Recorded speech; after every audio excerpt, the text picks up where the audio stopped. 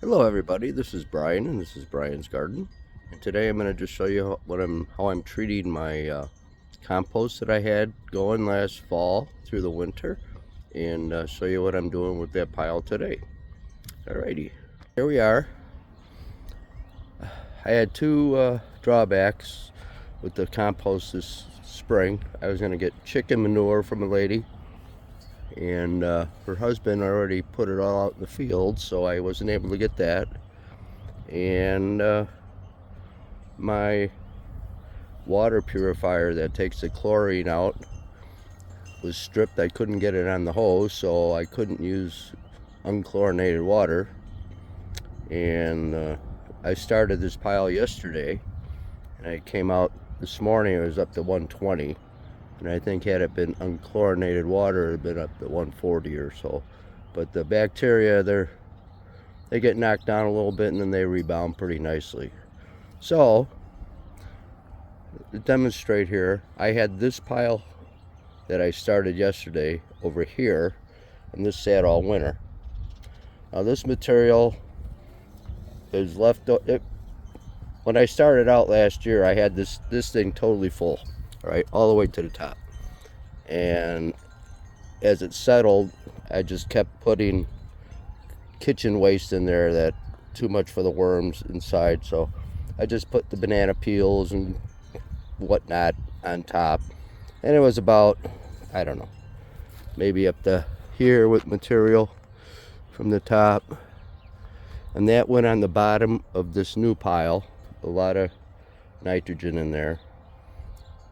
And what I've been doing, well, this is pretty much mostly finished compost here. It smells really nice. A lot of worms in it. Some of the material is not quite broken down, but it has a good aroma to it. There's no foul smells. And this pile last fall, I flipped it twice. I had a lot of comfrey in here, a lot of garden waste, sweet potato vines, that kind of stuff.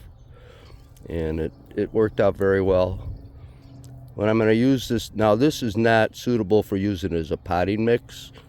That I use aged compost for. But this, what I'm going to do with it is use this to grow potatoes in root pouches. So that's where a lot of this is going to go. But this turned out really nice. And I only flipped it twice last fall.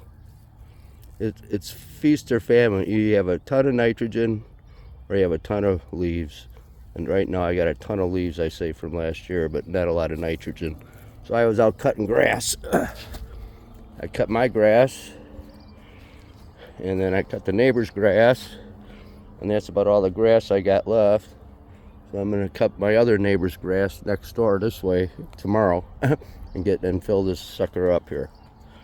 And one of the things that's important with a compost, well, there's a lot of things, but one is moisture and air. All right, you need both. You can't be too wet, and you can't let it dry out. The other thing that's very important with a compost pile is diversity of what you're using. All right, so here I got my only real nitrogen source is the grass clippings here. And this is from below my bird feeders. Ow. This is a whole winter's worth of material from below the bird feeders, and this will work very nicely. I'm sure there's a lot of nitrogen in here from the bird droppings. There's a lot of worms. There's some worms in here, and that's the thing too. People question, well, how can you put worms in a hot compost? They just get out of the way when it heats up, and it's the center that gets hot. The outside doesn't. The outside of the bin itself, like probably, there's a good 3 or 4 inches that usually doesn't get terribly hot. But this material here, I've been using it for a few years. Let's see, there's a nice happy healthy red wiggler. So, and people say that these things don't survive the winters. The heck they don't. So anyhow, so what I do, I kind of mix everything together like this. Some people use layers, like they'll put just grass down, then they'll put leaves, carbon, nitrogen, carbon. I tend to mix it all together. I don't know why. It just seems like it works better for me to do it that way. Now, like I said, I checked it this morning. It's 120. I'm betting tomorrow it's going to be in the 140 range, but we'll see. Then I'll cover it, and then when it gets up to 150, I'll flip it. And I'll probably flip it 3 or 4 times before it starts to cool down. And that's when I will start letting it rest and age. So that's about it. This is how I do composting. And these leaves here, this material here is what I use to cover the celery bed. It's partially broken down already. Another thing I like to use is shredded leaves, but I didn't have any shredded leaves other than in the leaf mold bin over there, and I didn't want to use them. And see, what I do is I insulate the leaf mold bin with bags of leaves, and it keeps it breaking down all winter basically. So anyhow, that's it. Hope everybody has a good day. And I wanted to give a shout out to Rick at Garden with Barchunkin. I can't talk.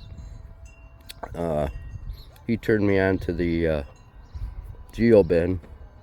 I went from a 3-bin system here to a cage system with just a cage, a wire cage. But I didn't like the wire cage I had. Was pretty beat up. And then I saw Rick had a video on this geo bin, and it works out really nice for me. So that's about it. And everybody have a good day. Stay well. Bye now.